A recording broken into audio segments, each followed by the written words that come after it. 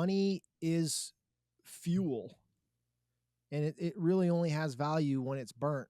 So That's good. you didn't save all that money to watch it continue to grow, right? By you not spending that money, you're basically like giving your prior self the finger.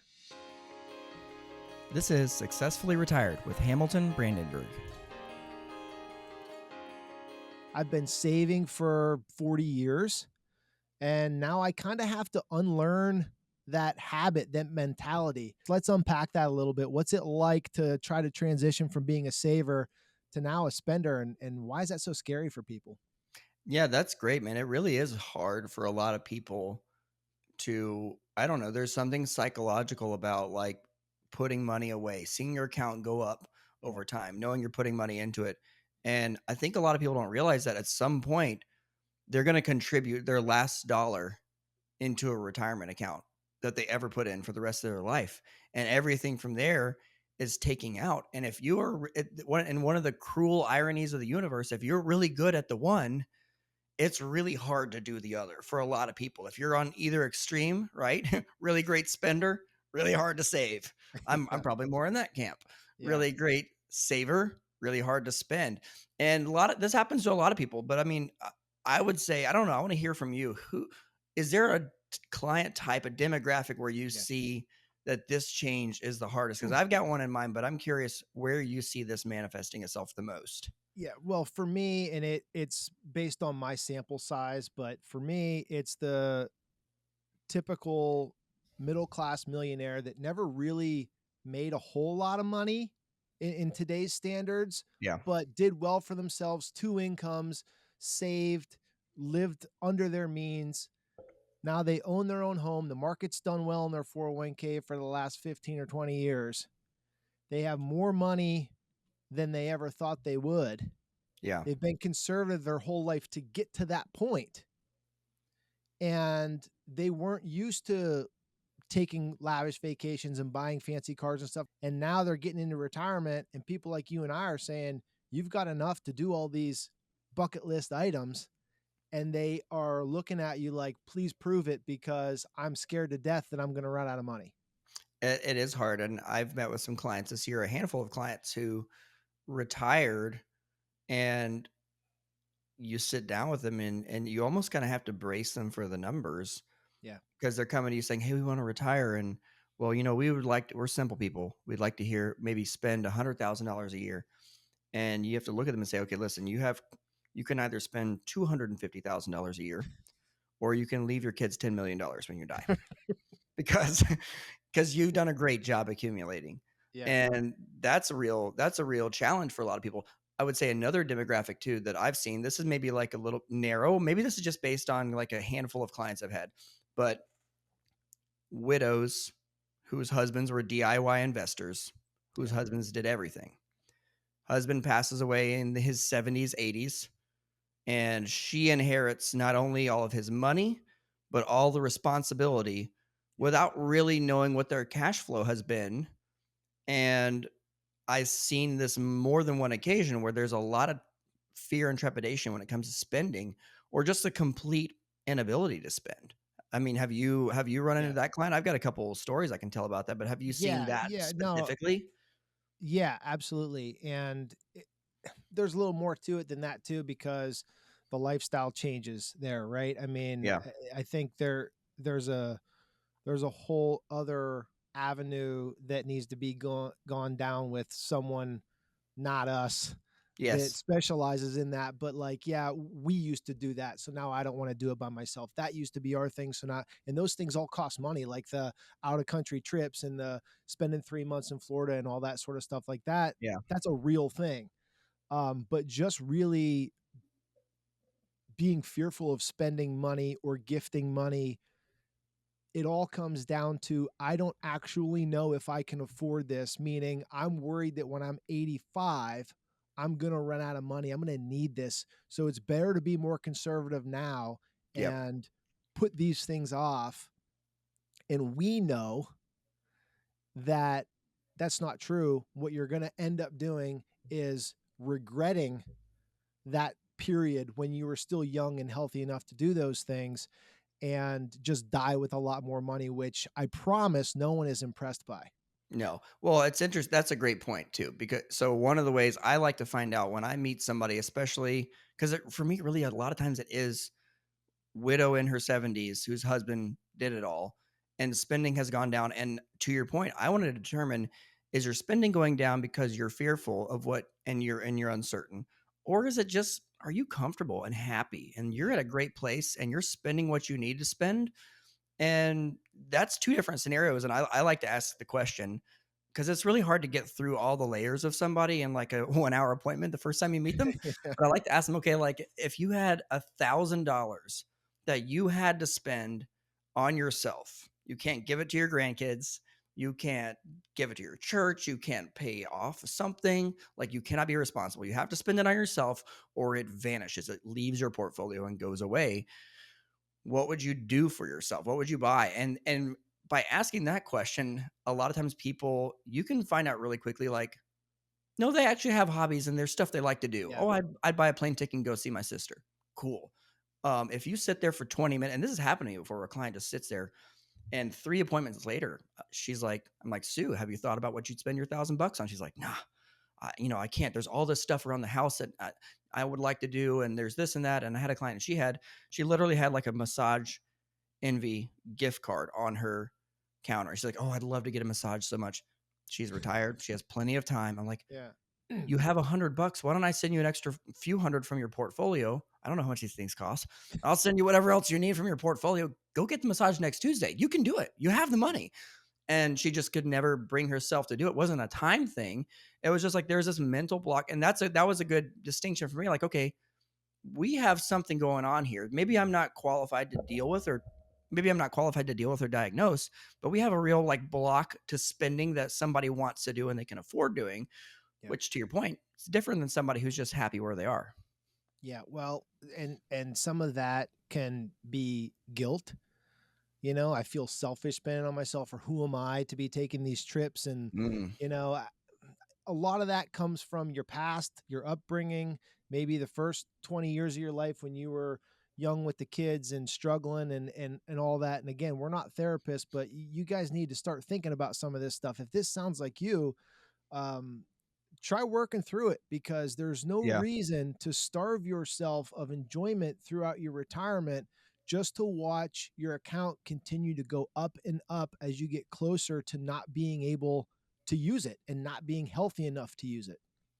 That's a good point when you talk about guilt too, and I think that can be some. I'm not again. You say we're not therapists, and I'm not trying to be anyone's therapist, but I like to ask some therapisty questions. Sometimes if therapist is a word, and I like it's fun if you're kind of wondering how where you'd fall on this. This could be a good exercise for couples to do together, especially getting close to retirement.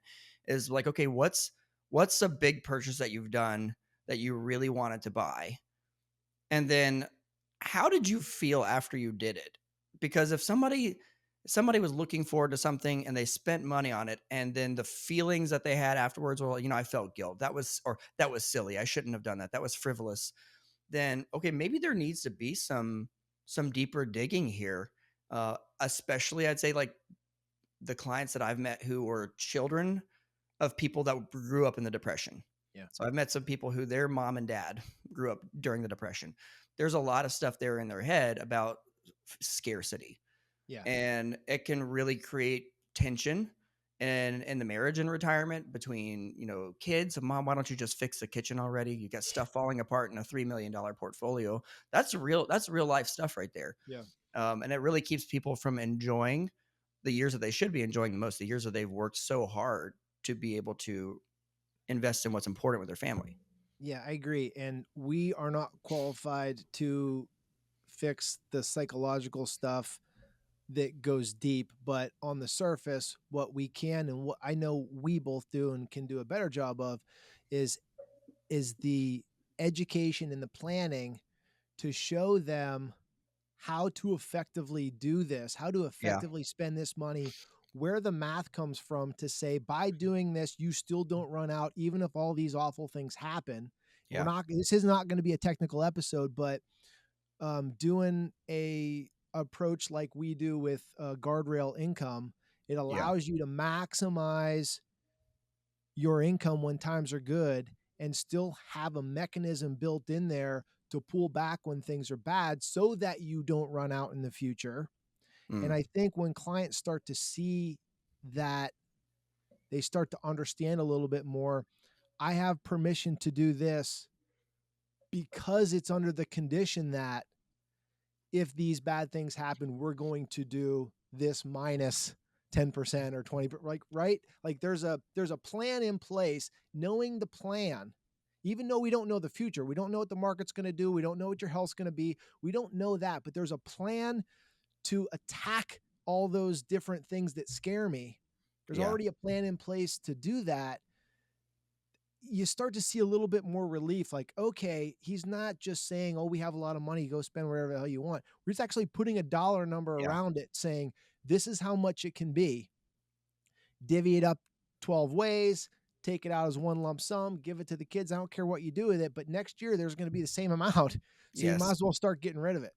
You have to think about those deep questions of what does money really accomplish for me? And it's hard. Okay, just sitting down. I mean, who wants to sit down and think about all these existential things?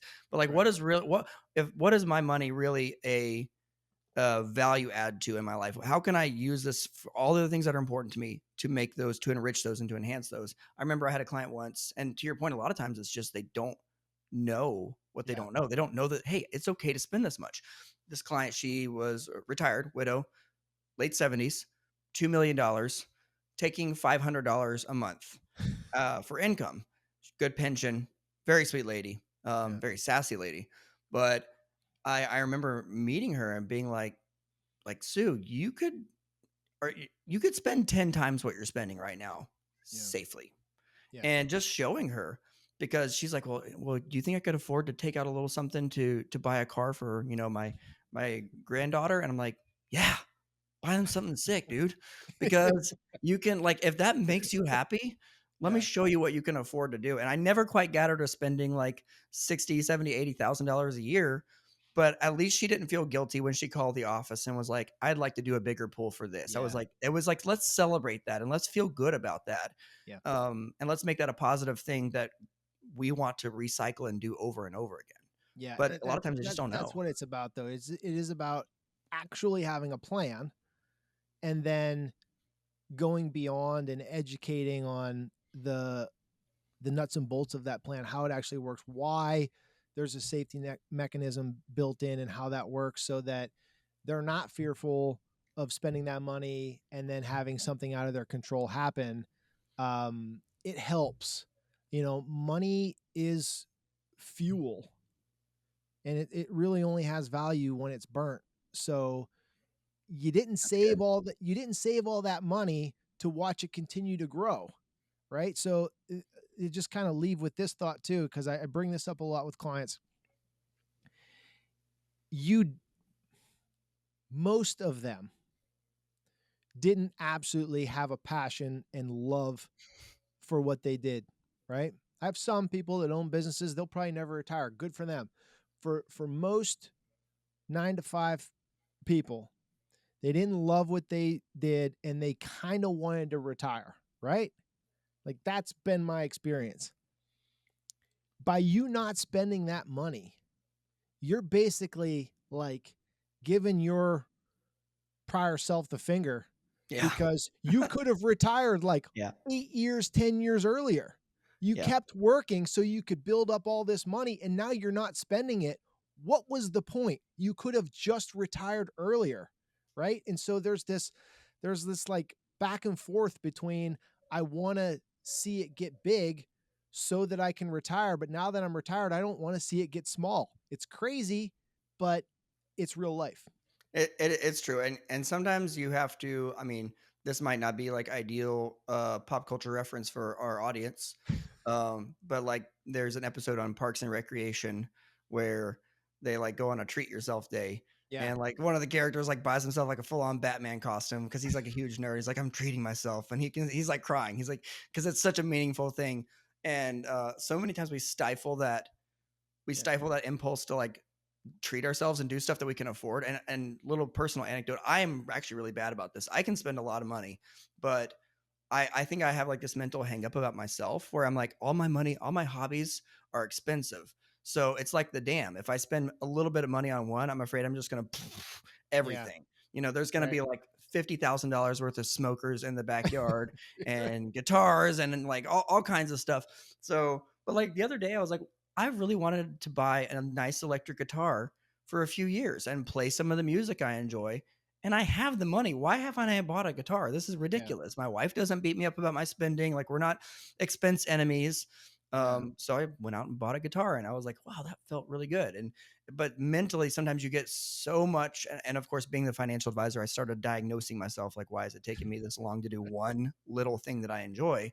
Yeah. But we spend so much time suppressing different parts of ourselves that you almost forget they're there and how much joy that brings you. So, case in point, rant over and all my personal anecdotes aside, if you want to retire and be happy in retirement, Yeah. make sure you're not pushing down the stuff that makes you excited, that gets you excited. Bring those conversations up with your spouse. What would they spend $1,000 on if it was Yeah. going to just vanish and disappear without spending? And start to figure out, okay, what of this stuff can we afford to do? And then the real take action, do it, Yeah. right? Yeah. That doing is what matters. Learning Yeah. and knowing is great, but doing is what really matters in the And end. have an actual income plan. Like, Yeah, know the numbers, and you won't feel bad. You, like, exactly. actually know what you can afford to spend this year and next year, and then what you allocated on is up to you, doesn't matter. And we'll tackle the overspenders next time. But Yes, for yes. now, But you this is for underspenders, you we're kicking your underspenders. butts Start off the couch. You yes. overspenders, stop Start dreaming, spending suppress your your damn money. desires. That's Ramen right, noodles. buddy. All right, thanks. All right, bye. This show reflects the personal opinions and viewpoints of myself, Hamilton Brandenburg, and my guests. Opinions and viewpoints are subject to change at any time without notice. No representation is made as to the accuracy, completeness, or relevance of the information presented.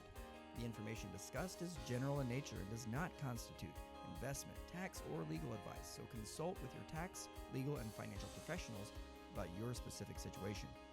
Past performance does not indicate future returns, and any indices mentioned are for reference and cannot be invested indirectly. Brandenburg Financial Services is a DBA of CS Planning, an SEC registered investment advisor.